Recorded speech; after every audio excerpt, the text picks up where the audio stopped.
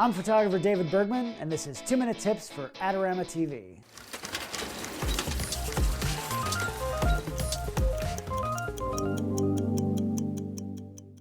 So today I'm going to talk about 3 photographic composition rules that I often like to break. You probably learned a lot of these when you were first starting out, but all rules are meant to be broken. The first big one is the rule of thirds. I know you've heard about this one. It's where you take 2 horizontal lines and 2 vertical lines and imagine them evenly spaced apart throughout your frame. Then what you do is you place your subject at one of the crosshairs where those lines meet. Well, sometimes I'll actually put my subject in the dead center of the frame. I know that breaks the rule, but the key for me is to have a lot of symmetry around them.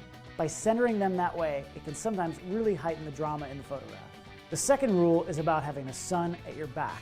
The idea is to have your subject evenly lit, which makes for simple exposures, even if you're shooting on some kind of auto mode with your camera.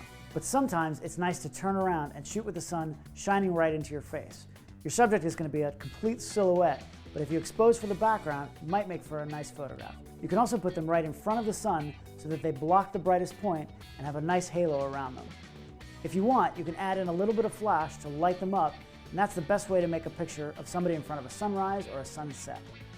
The last rule I like to break is about filling the frame. Usually you want to fill the frame with your subject so you can eliminate any distracting backgrounds and don't waste any space in the image. But sometimes I like to use negative space in my image. By making the subject smaller in the frame, it can make them either look really small or they could dominate the space. Play around with placement a bit and you'll find what works best for each photo. So these are some of the photographic rules I like to break. Of course, it's best to master them first before you go rogue, but that way, when you use them, it's done for a creative reason and not just by accident. Thanks for joining me today on Adorama TV. Don't forget to subscribe for more amazing videos, follow me on social media @David Bergman, and go to the Adorama Learning Center for lots of other great tips and tricks.